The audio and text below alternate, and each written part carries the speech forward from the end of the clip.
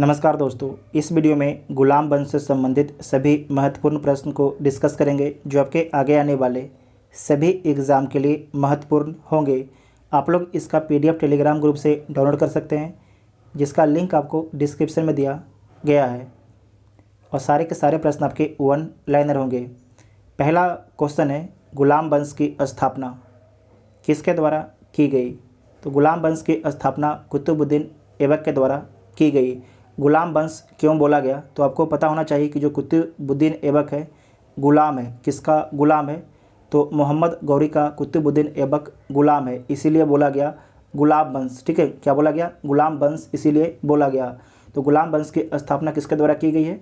तो कुतुबुद्दीन ऐबक के द्वारा की गई है। नेक्स्ट है कि 25 जून 1206 कुतुबुद्दीन ऐबक का राज्याभिषेक किस स्थान पर किया गया? तो जो आपके कुतुबुद्दीन ऐबक है, इसका राज्याभिषेक जो है कब किया जाता है? 25 जून 1206 ईस्वी को। और कहाँ पर? लाहौर, पाकिस्तान में इसका राज्याभिषेक किया जाता है। वर्तमान में जो लाहौर कहाँ पर है? पाकिस्तान में स्थित है। नेक्स्ट है कि कुतुबुद्दीन ऐबक ने अपने साम्राज्य की राजधानी किसे घोषित किया? तो कुतुबुद्दीन ऐबक ने अपने साम्राज्य की जो राजधानी है, लाहौर को घोषित करता है।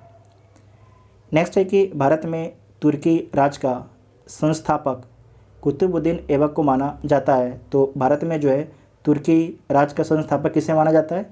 कुतुबुद्दीन ऐबक को माना जाता है। कुतुबुद्दीन ऐबक जो है कभी भी सुल्तान की उपाधि धारण नहीं करता है, कभी भी जो है सुल्तान की उपाधि धारण नहीं करता है। केवल मलिक और सिपह सलार का पद धारण करता है कुतुबुद्दीन ऐबक। इसे ध्यान रखिएगा, पूछा जा सकता है। उसके बाद नेक्स्ट है कि कुतुबुद्दीन ऐबक को उदारता तथा अत्यधिक दान देने के लिए कौन सी उपाधि दी गई? तो कुतुबुद्दीन की उदारता और अत्यधिक दान देने के कारण जो है कुतुबुद्दीन ऐबक को लाख बख्श बोला गया। क्या बोला गया? लाख बख्श बोला गया है। अत्यंत सुरीली आवाज़ में जो है कुरान पढ़ने के कारण कुतुबुद्दीन ऐबक को किस उपाधि से नवाजा गया? तो कुरान खाकी उपाधि से नवाजा गया। जो कुतुबुद्दीन ऐबक है, कुरान की आयतों को जो है बहुत सुरीली आवाज़ में पढ़ता था, इसीलिए कुतुबुद्दीन ऐबक को जो है कुरान खा बोला गया है। भारत की प्रथम मस्जिद, नोट कीजिएगा, भारत की प्रथम मस्जिद कुब्बत उल इस्लाम की स्थापना किसके द्वारा करवाई गई? तो कुतुबुद्दीन ऐबक के द्वारा इसकी स्थापना करवाई गई। और इसकी स्थापना कहाँ पर करवाई जाती है? तो दिल्ली में इसकी स्थापना करवाई जाती है। दिल्ली में इसकी स्थापना करवाई जाती है। नेक्स्ट है कि कुतुबुद्दीन ऐबक ने सूफी संत, से नोट कीजिएगा, ख्वाजा कुतुबुद्दीन बख्तियार काकी के नाम पर जो है कुतुब मीनार का निर्माण करवाया। कुतुब मीनार कहाँ पर स्थित है? तो कुतुब मीनार भी आपकी दिल्ली में स्थित है। किसके नाम पर करवाया? तो सूफी संत ख्वाजा कुतुबुद्दीन बख्तियार काकी के याद में करवाया था। उसके बाद नेक्स्ट आपको याद रखना है, कुतुबुद्दीन ऐबक के द्वारा जो है 2.5 दिन का झोपड़ा, तो आपसे पूछा जाता है कि जो 2.5 दिन का झोपड़ा है कहाँ पर स्थित है? तो अजमेर में स्थित है। और 2.5 दिन का झोपड़ा का निर्माण जो है कुतुबुद्दीन ऐबक के द्वारा करवाया गया था। कुतुबुद्दीन ऐबक की मृत्यु कब होती है? तो कुतुबुद्दीन जो ऐबक है, इसकी मृत्यु 1210 में हो जाती है। और चौगान खेलते समय जो है घोड़े से गिरने के कारण कुतुबुद्दीन ऐबक की मौत हो जाती है। नेक्स्ट है कि कुतुबुद्दीन ऐबक की मृत्यु के पश्चात उसके पुत्र आराम शाह किसका पुत्र था? तो कुतुबुद्दीन ऐबक का, को अपदस्थ कर गुलाम वंश का अगला शासक कौन बनता है? तो इल्तुतमिश बनता है। और इल्तुतमिश को बोला जाता है गुलामों का गुलाम। ठीक है, तो गोरी का जो मोहम्मद गोरी, उसका गुलाम कौन था? तो ऐबक था। ऐबक था कि नहीं? कुतुबुद्दीन ऐबक। और जो कुतुबुद्दीन ऐबक है, उसका गुलाम कौन है? तो इल्तुतमिश है। मतलब गुलामों का गुलाम इल्तुतमिश हो गया। जैसे कि गोरी का गुलाम कौन था? ऐबक। और ऐबक का गुलाम कौन हो गया? इल्तुतमिश। तो इसका मतलब क्या होगा? जो इल्तुतमिश है गुलामों का गुलाम है। ये पूछा जाता है, इसे नोट कीजिएगा, बहुत ही इंपॉर्टेंट है।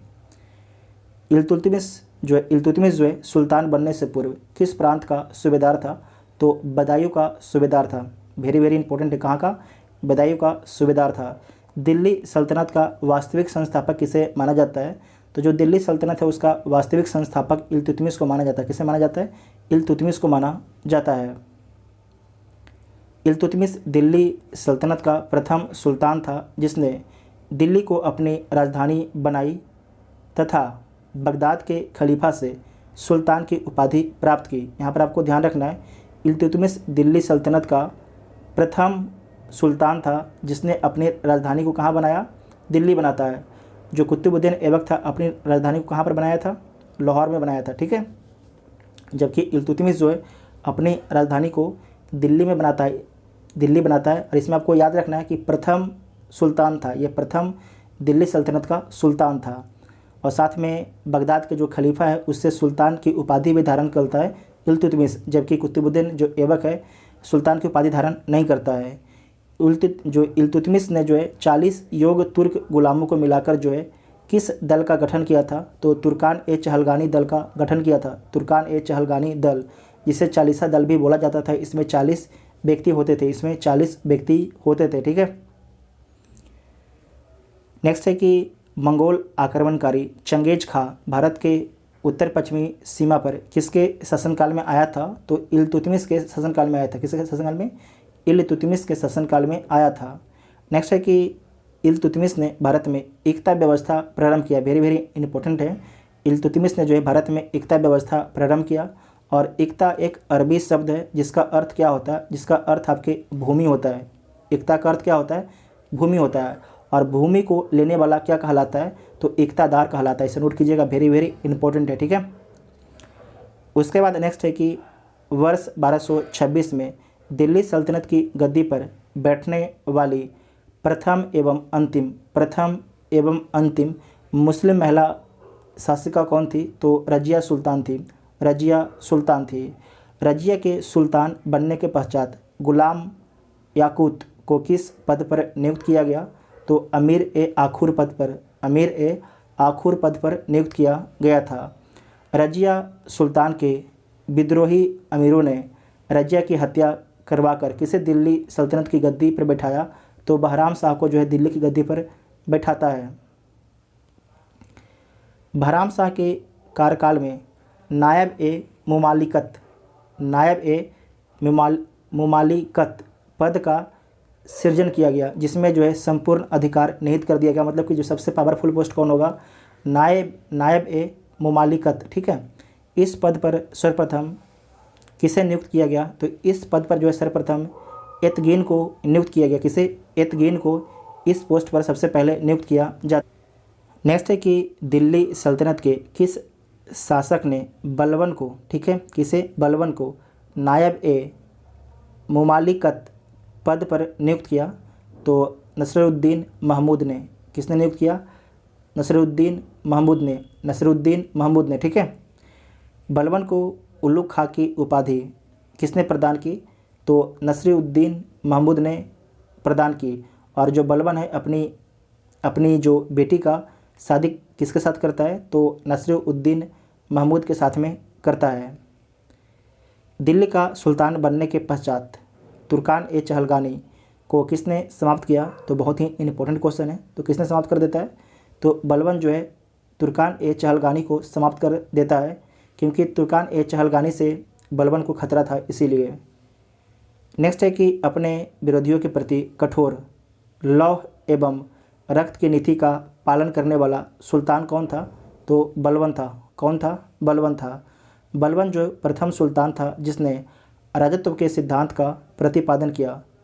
उसने राजत्व को नियाबते खुदाई ईश्वर द्वारा प्रदत्त तथा राजा को जिल्ले इल्लाही ईश्वर की छाया कहा। तो किसके द्वारा बोला गया है, बलबन के द्वारा बोला गया है। इसे नोट कीजिएगा, बहुत ही इंपॉर्टेंट पॉइंट है ये। सिजदा एवं पाबोस प्रथा को अपने दरबार में प्रारंभ करने वाला सुल्तान कौन था, तो बलबन था। कौन था, बलबन था। बलबन ने किस नाम से एक सैन्य विभाग की स्थापना की थी, तो दीवान ए अर्ज के नाम से। दीवान ए अर्ज के नाम से जो है बलबन ने एक सैन्य विभाग की स्थापना की थी। गुलाम वंश का अंतिम शासक कौन था, जो गुलाम वंश है उसका अंतिम शासक था शमसुद्दीन कैयूमर्स था, ठीक है, शमसुद्दीन कैयूमर्स था। तो जितना भी आपके गुलाम वंश से संबंधित प्रश्न थे, सारे प्रश्न को इस वीडियो में डिस्कस कर लिया गया है। आपको वीडियो कैसा लगा कमेंट करके आप लोग ज़रूर बताइएगा। Thank you.